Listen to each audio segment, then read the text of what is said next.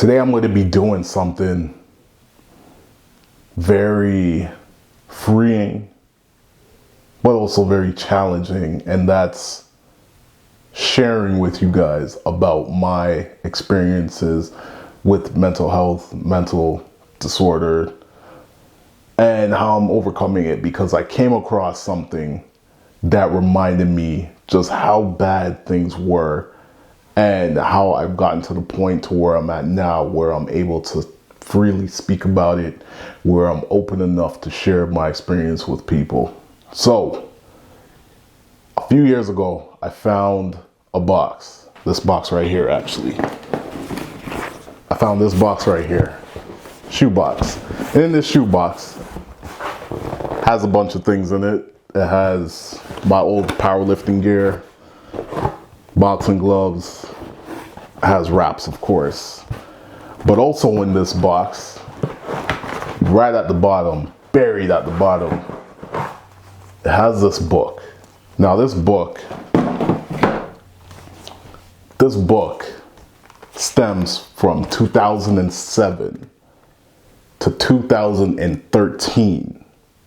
And in this book is me talking about writing poetry, writing my various experiences throughout that time, my thoughts.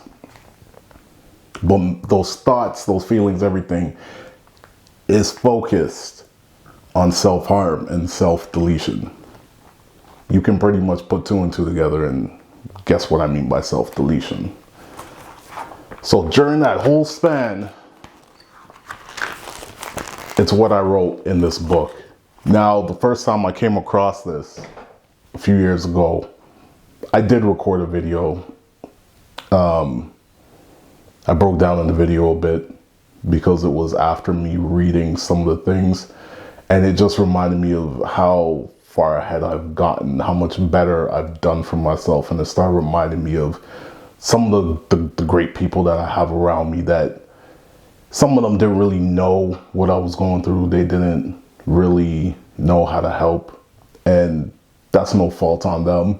You know, where we were all growing through our own experiences at the time, but there were some people that recognized certain issues and certain behavioral patterns that was happening with me, and they try to help the best they could. So I'm always grateful for those people, and just remembering all of that, it led me to a very emotional state where that video I was rambling a lot in. I have it, but I'm not going to put it out. But I'm glad that I came across this box again, and I came across this book again, because not only are we in the month of mental health awareness, but this is a time where we can really get all of our feelings out in terms of what has been going on with us internally. And also, we live in a time now where we're able to express this a lot more. Back when I was going through all this, and even before 2007, nobody spoke of mental health. Nobody really had a label for things.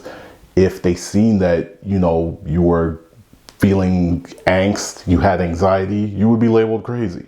A lot of other mental health conditions, you would be labeled crazy, especially from the community that I come from, which is the Caribbean community.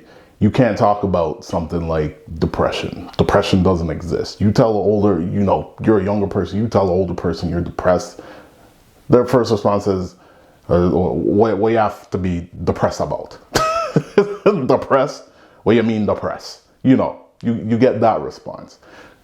And I'm glad we're at this point in society, and it seems like we're progressing more to where people can openly have these conversations. And I understand there's some that don't really have the means and support to have these conversations and speak about what's happening with them. And I'm so honored and happy that, I'm using that word happy a lot, but I truly am, that I'm able to do these pieces that I do, the artwork that I do, like the one behind me, where I can talk about my experiences, my peers, and I can put this work out to connect to the audience that is going through these things, that have gone through these things, these traumatic experiences. and I can give them some sort of freedom in a sense. I can give them some sort of peace. That makes me feel good. That's worth more to me than a lot of things when it comes to creating and my artwork. And with this whole book that I found that just talks about, you know, me wanting to do certain things, like I said, it really showed me how far I've come. Of course, you know, you're gonna feel depressed, angry, anxiety as time goes on. You know, mental health and mental disorders, when you have those sort of issues, it doesn't matter what you really do, the amount of therapy, whether you're medicated, not medicated, it doesn't 100% go away. You're still gonna feel some of this at some points. However, the thing that's the biggest factor in all of it is, how do you now channel this energy, channel these feelings? What do you do with all of this that you're feeling and experiencing? How do you respond to situations going on? This is what comes into play, and this is what can help many of you out. And I've seen it help me out in a lot of ways. So instead of a situation arising where, let's say, I don't know, I applied to get my artwork in a gallery, for instance, and they didn't like my work for whatever reason. They don't want to feature my work. At one point, I would get really depressed over that, and I would be out for a few weeks, cut off all contact with everybody, and I would just be in this dark space. Now, I channel that energy different. Instead of me going to that place, now I look at other avenues to feature my work. I look at other ways to get my work out to the people. I think of other ideas. I strategize. Okay, if I can't get featured in the gallery, maybe I can host a pop-up. Maybe I can collaborate with other people and host a pop-up. Another side to that is, if those feelings are evident and they're very profound, the dark feelings, channel that energy into some work, channel that energy into a painting, channel that energy into some writing, channel that energy into something constructive that it takes you away from thinking about all your past experiences, all the things that people have done wrong to you, you know, you feeling like a failure again. It takes you away from feeling like you have to self-harm or self-delete. So this is the way that my mind state has changed over the years. And like, it just really hit me that people like us, people that are going through these things, you know, it's not, the end all be all is not self-deletion. The end all to all of our problems is not self-harm. What it breaks down to is, when we run into these situations, how are we going to use it to kind of get past it, but also set us up in the future so that we're mentally stronger to deal with this issue if it arises again. So with this book,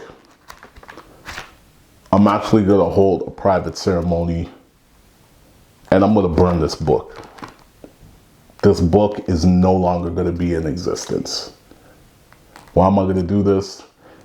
This is my way of letting go of something that has power over me. This is my way of letting go of all the thoughts and feelings that were written down in this.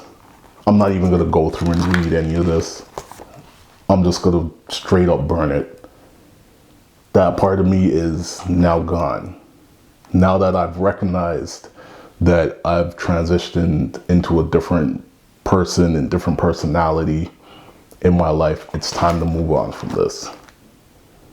And with that said, I urge a lot of you out there, you might have something that you're holding on to. It could be physical, it could be mental, but you have to find something to let that part go and become the new version of yourself, become the better version of yourself. Find that path that sets you on that journey of becoming the better version of yourself. Some people talk about this plentiful. You hear this a lot, but there is some truth to this. So yo, I wish all of you the best. Mental Health Awareness Month. It's not just a month, it's all the time. I wish all of you peace.